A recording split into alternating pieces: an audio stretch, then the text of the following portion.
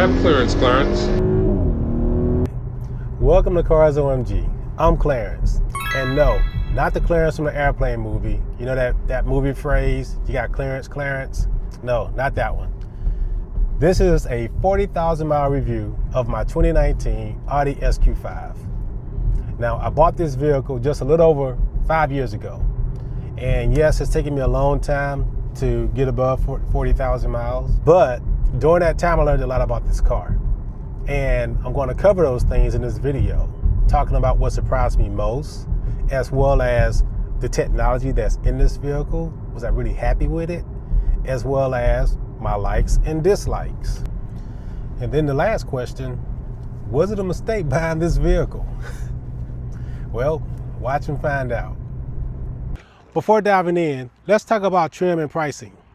I chose Audi's top trim level, which is Prestige, and I paid a total of $65,140 at the time of purchase, which included Audi's virtual cockpit, their Bang & Olufsen sound system with 3D sound, the LED interior lighting package, as well as heads-up display and the warm weather package. Now, these are just a few I could think of, so I will put the full list down in the description. So when I first got this vehicle, the one thing that surprised me the most was the way it looked, just seeing it in person, just seeing those aggressive lines on the hood, as well as the little badge on the back, the little S badge on the back, and having it in white. I really liked the way the white stood out on this vehicle. And then once I got in it, I was also surprised by the acceleration and the power that it had with it. You know, it has 349 horsepower with 369 pound-feet of torque.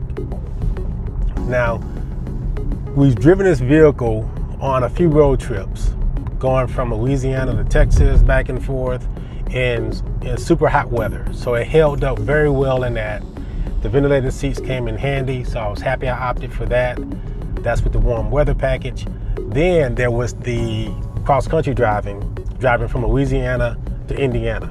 One of the most surprising things was the gas mileage on the highway.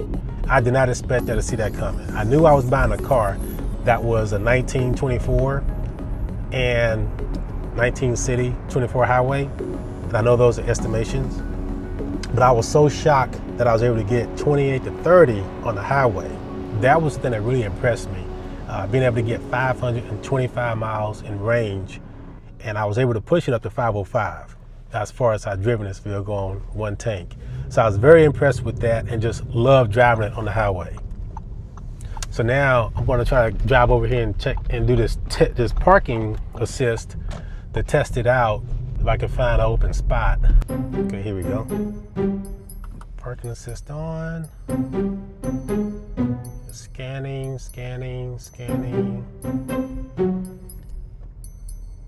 Okay, should grab this one. Oh,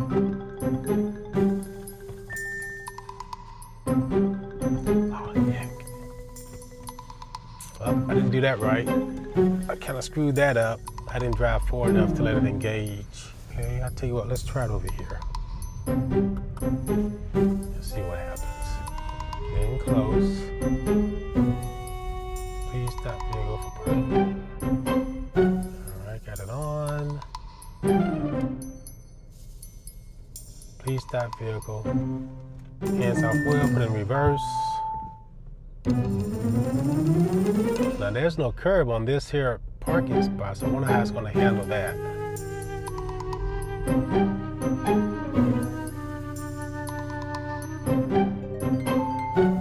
Tell me to brake, put it in drive.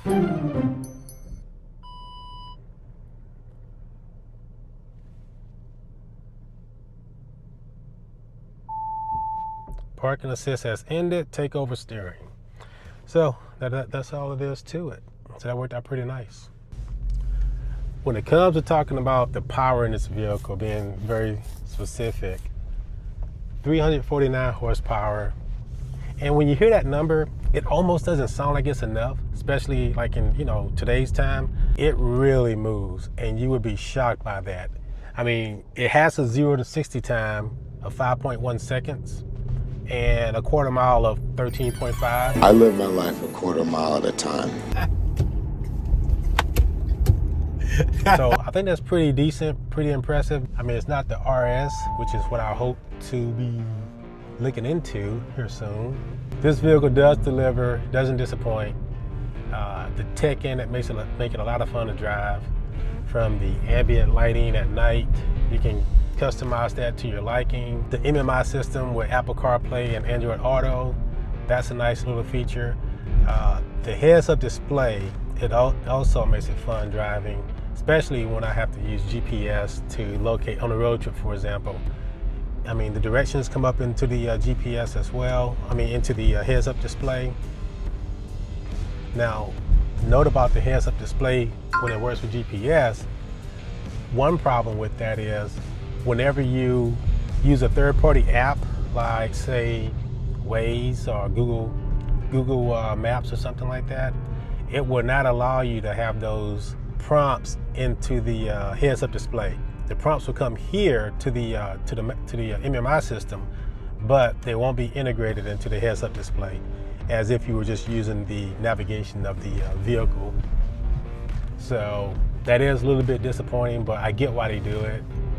Another thing I like about this vehicle is when I was looking for a vehicle, I definitely wanted something that didn't appear to look as though it was somewhat fast. I wanted something that was a sleeper. And this is the perfect wolf in sheep's clothing, if you ask me. But at the same time, it's not overly aggressive, where it also appears a little sophisticated in a way. It definitely makes on-ramps very interesting, as well as left lane overtaking. I'm doing 100 on the highway, so if you do the speed limit, get the out of my way.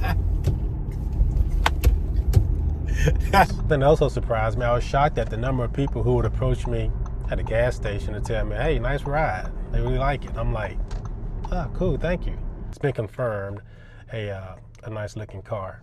Let's jump into the things I like about this vehicle. I love the all-wheel drive. All-wheel drive just has always made sense to me. You know, you see these little car meets where you got guys leaving like a car meet in a rear-wheel drive vehicle, and they try to get on it, you know, for the crowd. And it always, 9 out of 10, always end up into a tree right there in front of everyone because the back end breaks loose. But when it comes to all-wheel drive, oh man, you don't see Audis, you know, leaving a car meet, getting on it, and crashing out. That just doesn't happen. It pulls you into a straight line.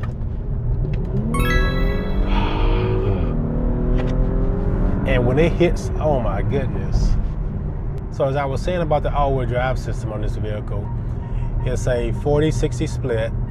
It can send up to 85% to the rear. Ooh. And I definitely love driving it in the rain. I've had my share, my share experiences of flying off the road doing wet weather. But being in this, I don't have that fear, and I feel more confident whenever I am driving it because the vehicle is actually handling the situation, whether it be rain, whether it be snow. Now that we've talked about all the things that I like, now let's talk about the dislikes, the things I don't like. One of the first things that I noticed in this car when I drove it was when it rained. I'm going to demonstrate it right now actually.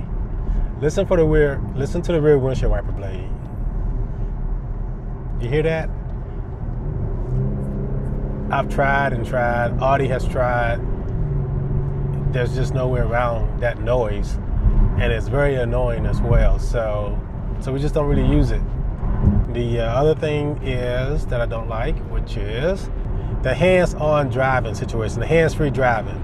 You can take your hands off the wheel and it'll drive by itself for about 10 seconds. Now, while it's driving, I can still have my hand rested on the steering wheel and it wouldn't know the difference because there's no sensors in the steering wheel. Now it's telling me to take back over steering. So you have to listen to that on a road trip constantly when you're taking a road trip. So to get around that, we have to turn off the lane assist, which again, I don't like turning off the lane assist either, but it's either that noise or turning off the lane assist. Now, the stop start driving feature where it turns off at the stoplight or when you stop the vehicle to conserve gas, that stopped working for me about 30,000 miles into the vehicle, maybe 25. So it stopped working. I've taken it to Audi. They said there's not a problem with the system, that it is working, it is properly working. There's no issues with it. They checked the battery and they think the battery is the cause of it. My battery capacity is at 85%, which is not bad after almost 6 years, right? I can't wrap my head around that. If it's either it's working or it's not working. And if it's not working the way it's designed, then that means it's not working, something's wrong. So I'm not happy about that. Again, if you spend that much money for a vehicle, you want the tech to work when it's supposed to work and the way it's designed to work.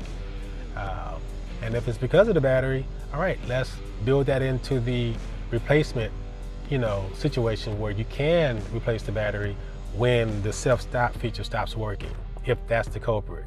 Now, the city gas mileage is also bad. It says you can get 19. I think that's a very generous estimate. I probably get 17 on average. If I'm lucky, sometimes I can go down to 16. And I get it, if you're driving hard, I expect it to be low like that, but with the way I do drive the vehicle, I don't expect it to not at least make 19 or even make 20, because if the highway mileage is exceeding the rating, I was hoping that at least city mileage will also do the same, but that's not the case. It doesn't do that. So that's disappointing, the city gas mileage. Now, there also are occasions when the MMI just won't work. And that's only been like 2 occasions where I've started up the car and the screen stayed black. We start the car, then it would load. So that's happened to me at least twice over the 6-year, almost, over the 5-year period, as well as MMI also is slow to boot. It's slow to boot at times as well. So what I mean by booting up slowly, for example, in the heads-up display, I have it set for miles per hour. But when it's booting up, it'll sometimes go to kilometers and give you a European sign of kilometers per hour. So that happens, occasionally as well. I call this turbo surge. I don't know what else to call it. But if you're at a stop sign or if you're at a stop with this vehicle, you want to just kind of not ease off the line, but kind of get off the line in a nice, moderate pace. This vehicle does not understand that.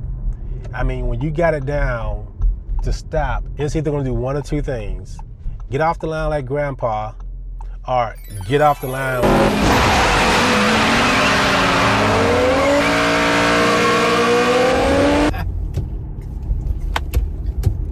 like Fast and the Furious. So that's my list of dislikes. I mean, it's not a huge list, and I don't think it's super major, but I do think it's, I think there's enough to it that you shouldn't expect that. At least I wouldn't expect it. I would like not to expect it. And I would like to know, when I go look at some additional vehicles here soon, to know if Audi has corrected any of those things or if any of those things have gotten better. That's what I want to check into next. Now let's go into the unexpected maintenance. And really there's only one item technically, but one of the first surprises I had was I chose to do all season tires for this vehicle. I was only able to get 16,000 miles out of those tires. So I was a little bit disappointed over that, how fast the car ran through tires. Or maybe I'm to blame for the tires running out so quick. So next thing, obviously wear and tear item, is gonna be the brakes. I don't know what it is about the brakes, but and again, it may have to do with driving. I burned through my first pair, the rear brakes, in just around 20,000 miles. And I've even heard stories of people burning through brakes in 14,000. But the rear brakes were 20,000 miles. The cost to replace the brakes was $1,700. So that was kind of, a little shock. Then came the first really warranty issue, and luckily I had the extended warranty, so I caught it, was a control arm bushing on the steering, on the control arm of the vehicle. And only one side was bad, so they replaced that bushing. That was done at 35,000 miles. So, I didn't expect for that type of, I didn't expect bushings to be gone that quick. I guess it can happen. Oh, and the cost of that replacement, $1,900. Those are the unexpected maintenance that you can expect, or at least the maintenance that I've come across with this vehicle. So I love to hear what some of your issues were from what you've experienced. And if so, just, drop it in the comments below so I can hear if maybe some of these problems are common, or if maybe it's just unique to my vehicle. here are my thoughts. Here are my final thoughts. I feel this vehicle, and I think it's just an Audi thing, at least before it was an Audi thing. Audi is slow to refresh their vehicles sometimes, to refresh their vehicles. And I think this is only the second refresh that the SQ5 has had. Now, I purchased mine back in 2019. The first refresh was in 2018. And up to now, to 2024, the vehicle still looks the same. I mean, there are these subtle changes to it, but it still looks the same. And that's a good feeling when your vehicle that you purchased almost 5-6 years ago can still look current with the new vehicles that are out there when you see them. So that was something that I think is a huge win in a way. So when it all boils down to is my likes versus my dislikes.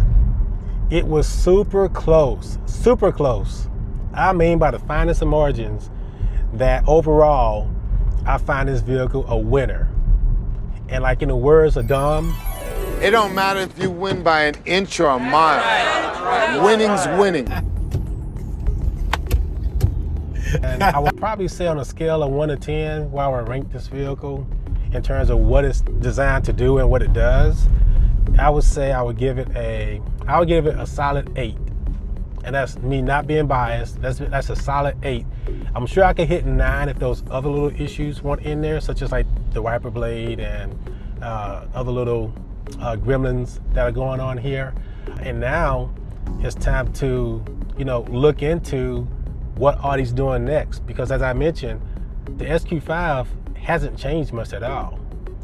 And that is going to be for another episode, because now I'm going to start looking into all of Audi's 2025 lineup, so we can decide for us, do we want to stay SUV?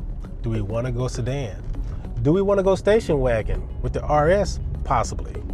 There are a lot of variables or a lot of options out there for us to decide on, and the only way to find out is to get out there, look at the vehicles, check them out, get an up-close look at it. And this would be my first time actually taking time to put hands-on looking at a vehicle up close before buying it. Again, hopefully you enjoyed this episode. Thanks for watching, and I'll see you in the next episode.